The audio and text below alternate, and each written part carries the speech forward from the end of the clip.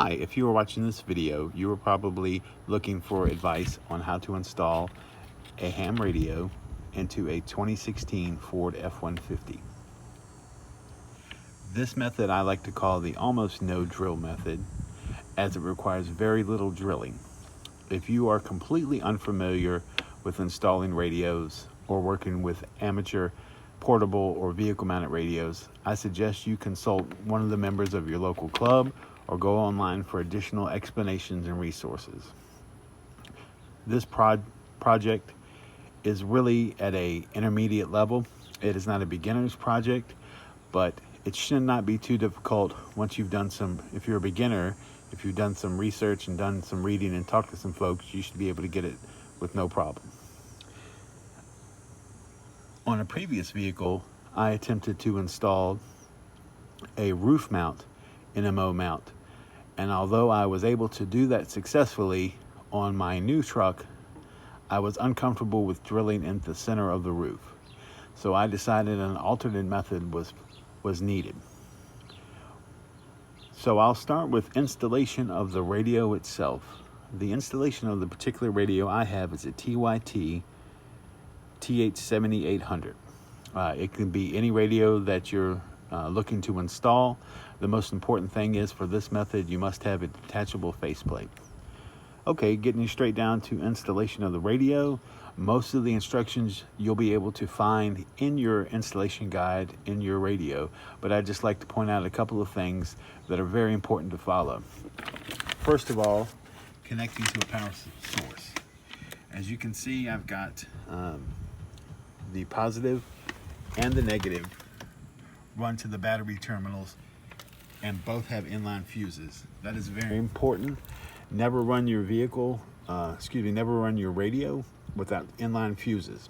Also, if you're going to install a radio, it is highly recommended to run it straight off the battery.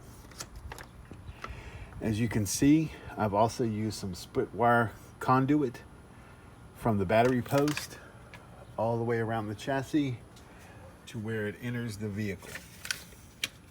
Now, I'll talk about entering the vehicle more in a second, as that's the most difficult part. One of the challenges you may have is the run across the engine block. There is not a lot of built-in supports to really hang the wire up. So you have to be very careful that your conduit doesn't touch anything hot, because it would melt it. Also, the wire type used, I'm not going to make a recommendation, because each radio will have specifications on what wire gauge they recommend, but safe to say use insulated wire. If you can get some wire that's rated, has a good heat rating, and is it won't melt when exposed to heat. It has a higher heat resistance, and you should be fine, again, following the recommended guides on your radio installation guide. Okay, now to get to the antenna. I purchased this antenna. It is, if you just Google Ford F-150 front hood mount, it will give you many options. I bought this particular one off of Amazon. As you can see, 8 screws. There's a bolt on your chassis. Actually, there's several bolts, and you just remove one of these bolts, install the mount, screw your bolt back in, and then attach your antenna. Now, these mounts typically come with the NMO mount already attached to the bracket, and they usually come with the cable already attached as well. This particular model had a 12-foot run of RG8, which is plenty of room for what you'll need to install your radio. If it comes in a longer length, that's fine as well. You just cut off the ends that you don't need. I wouldn't recommend anything if they sell them in a 6 or 10-foot length. I wouldn't recommend that. Try to go 12 or higher. Okay, again, most of the brackets do not come with the antenna.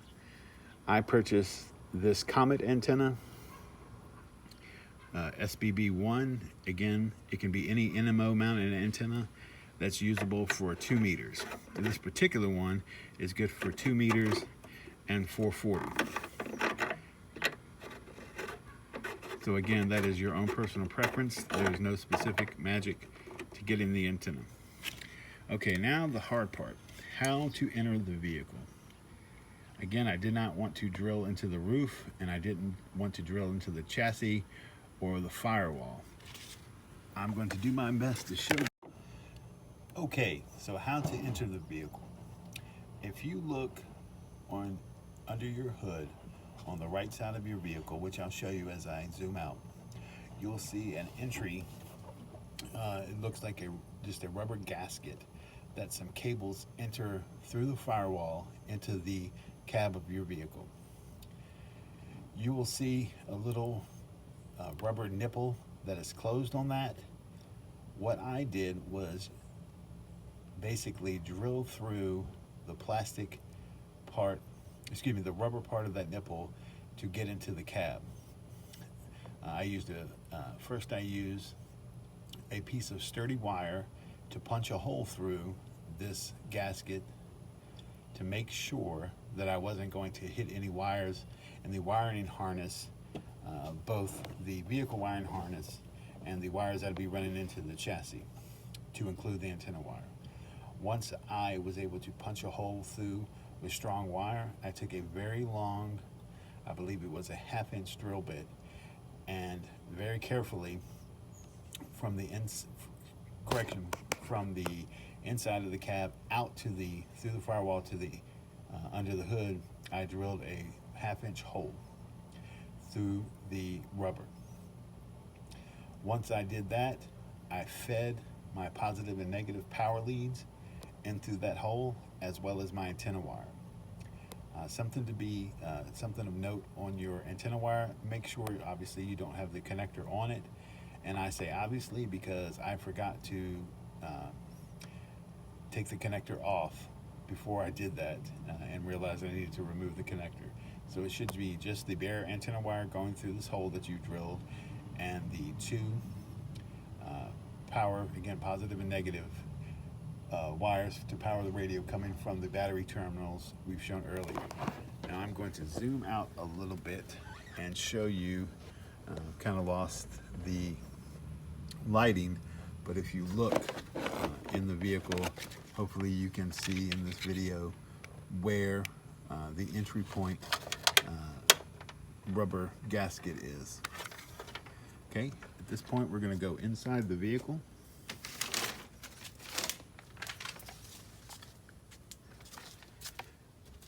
Okay, if you can see under here, you should be able to tell that I've brought the wires in through the backside of the rubber gasket. Again, you'll see 3 wires, positive, negative, and antenna. I pulled those through, made sure I had enough length to reach the radio. I ran them down the side. They'll come up here by the emergency brake, right under the emergency brake. I brought them into where they meet this trim piece. Here's the hood release here, but I brought them under the trim piece, tucked them under the trim piece, ran them through the trim piece, and then you'll see where I've run the wires in. This is the trim piece that sits on top of this, and I'm sure you'll notice it. I'm not exactly sure what it's called, but it's just a piece of plastic trim. It easily pops off. You can do it by hand, no special tools needed. I've tied off my excess wire. Then I've ran it up, again using some split plastic wire conduit, and ran it to my radio. Now you'll see I have chosen to solder the positive and negative wires from the radio to the wires coming from my battery, and I've done that here, and also put some shrink wrap on it.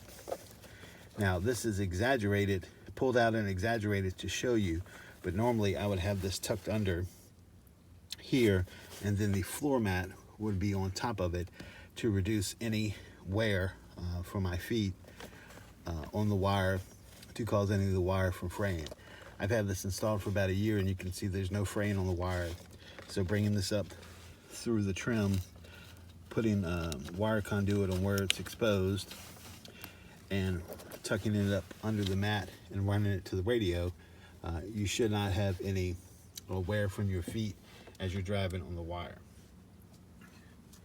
Now, I'm not going to get into too much of installing the radio itself because each radio is different, but I will show you on my radio. Let me move the seat up a little bit. On my radio, it came with the mounting bracket,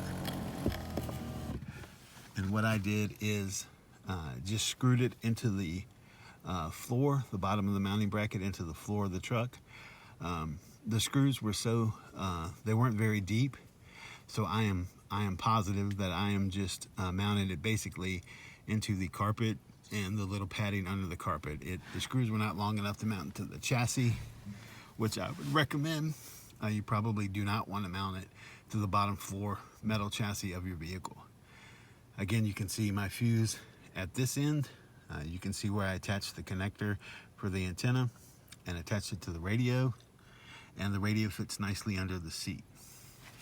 In a previous install of a radio, I installed it directly on the dashboard, and although it was very accessible and very easy to read the numbers and did not interfere with my driving, I live in Louisiana, and the heat basically ruined the radio, and it certainly ruined the display screen. So again, this installation guide I'm running you through is for a radio with a detachable faceplate. Okay, we'll go around to the faceplate. Okay, now that we can see where we run the wires for the install, the detachable faceplate has a cable. It looks like a telephone, an old telephone cable, or a cat, or a little small piece of Cat 5. I have run that, if you can see through here, I've run that through this. I've run that through this channel that sits on the side of the truck, to the left of the gear shift. I've also put conduit, split plastic conduit covering over that as well, and I've run it up and run the wire. If you can see, I'm trying to show. I've run the wire up. I used black Gorilla Tape to attach the conduit and the wire. The aesthetics didn't bother me. I was more concerned about functionality. This may not be the method you want for an aesthetic reason, but I can assure you that it is functional. Up here, I've tucked in the control cable wire for the faceplate. That's the one I mentioned that looks like a piece of telephone cord or telephone wire, or a Cat 5 wire. I've tucked it as best I could under the plastic, and it runs here to the back of the faceplate of the radio. Now, the faceplate of the radio, if you can see, is mounted on a special mount, and I will mention this mount because it's very unique. It's from Lido Radio Products, and it's a CD dash mount. It says it's for all transceivers. I can't verify that, but I can tell you it worked for mine. What it does is it attaches into your CD of your vehicle. If you use your CD player on your vehicle, this may not be an option you'd want to explore. They make other options such as mounts for that go in your cup holder, dash mount, side mounts. There's many other options, but I don't really use the CD player, so I bought this mount. It's fairly sturdy. I really haven't had a problem with it, and it has an adjustable.